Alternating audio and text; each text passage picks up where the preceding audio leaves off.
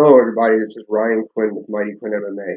Taking a break from our usually scheduled programming, talking about mixed martial arts, to speak about something pretty important going on in this country with our college students. Have you ever booked the cheapest flight available to save money, only to show up to the airport and be billed an arm and a leg for your luggage and carry-on bag? That's exactly what college textbooks are, hidden fees.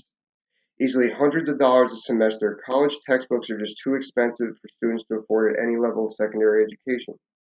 These purchases can be catastrophic to the budget whether you're a young adult pinching pennies off of what is probably a part-time job, if any, to someone who is older going back later in life to better their situation. The books have a high price tag on them for a reason, however, as well as schools offering compensation for students in return or discount at the end of a semester. The industry leaders take advantage of their situation full well to keep their price tags high. Even with certain breaks the schools work out for students, it still isn't enough to help struggling students already paying to attend class. A solution may be the answer that will help the students save, as well as the colleges and publishers make the compensation. Buying textbooks for college is a broken system that only leaves the students broke. According to theclassroom.com, the average college student makes between $7,500 to $42,000 annually. As you can imagine, the lesser most likely being a younger adult recently out of high school ranging to older students full-time working full-time, probably supporting families. I know personally, paying for books has dipped into my grocery budget in the past. A few $100s a year is pivotal to their budget regardless of their situation. Paying for school or taking out a loan is commitment enough to their education. So it needs to be discussed. Why are college textbooks so expensive? Why do we need them in the first place? Like everything else, these textbooks are about money. The school and the publisher, which commonly is the professor themselves, is trying to make a profit. Here's a quote from Bill Sands in a piece he did on the topic from study.com. Not surprisingly, the motivation behind the rise in price is directly related to the desire for more money. Publishers take a significant percentage from the profits for textbook sales, so a high sticker price means better bottom line for them. Making it mandatory for students to buy books in order to pass the class is a very useful angle the schools and author use to make the money on a consistent basis. Textbooks are constantly being updated as well, bringing in new editions for purchases, which makes it harder to find used or borrowed, the textbooks used or borrowed.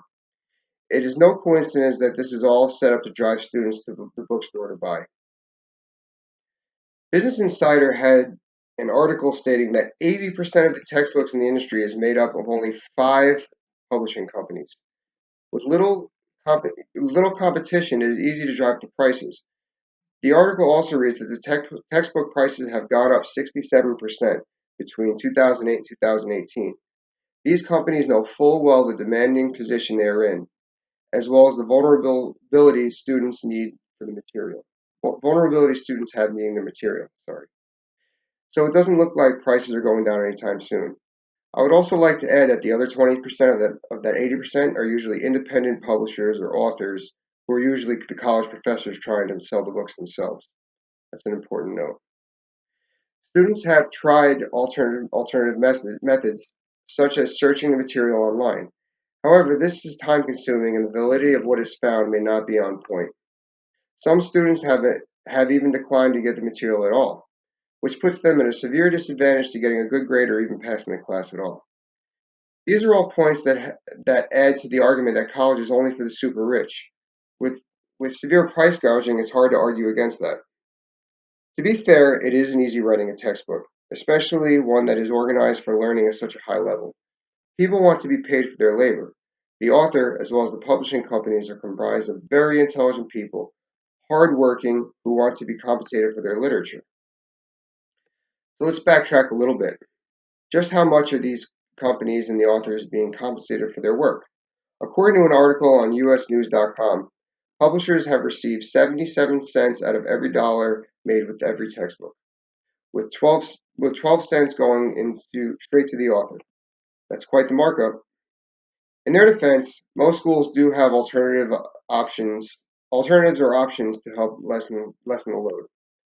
A small amount of schools have started a digital media to their institution, meaning the curriculum is free online or you can subscribe to an account that has updated material for your course. School libraries offer the books for reference, however, usually you're only allowed to check the books out for a couple hours at a time. A lot of schools even offer the used textbooks at a discounted price. My personal favorite was when the end of the semester schools were willing to buy the book back at a discount. That was my Christmas money. I pulled an article from thecollegeinvestigator.com that offers ideas to make your money back on textbooks or buy at large discount. They suggested a page called ecampus.com to take this course of action. Even though the professors and schools try to work with the student, college textbooks are still entirely too expensive.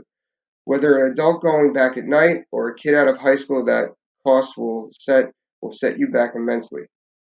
The monopolized market keeps the price up and takes advantage of the vulnerable students. As I stated before, this only supports the argument that college is only for the wealthy. We will never see it any other way unless there's a drastic change in the system. Colleges need to go back to being the education business and step back from being the book business. I really hope personally that this goes in and people take action on this. I really hate seeing people say things like, "I can only go to school." You can only go to school if you can afford it, or college is only important if you can afford it. My education is very important to me as someone who went back later in life, paying out of pocket, and I want everyone to have that opportunity. I think it's such a rewarding aspect that everyone deserves, and it shouldn't be only for the super rich or those who it's convenient for economically. So I really hope that the universities come together and take a step down and drive down these prices, not only for the textbooks, but for college in general. So this is Ryan Quinn with Mighty Quinn MMA. Thank you. Tune in next time.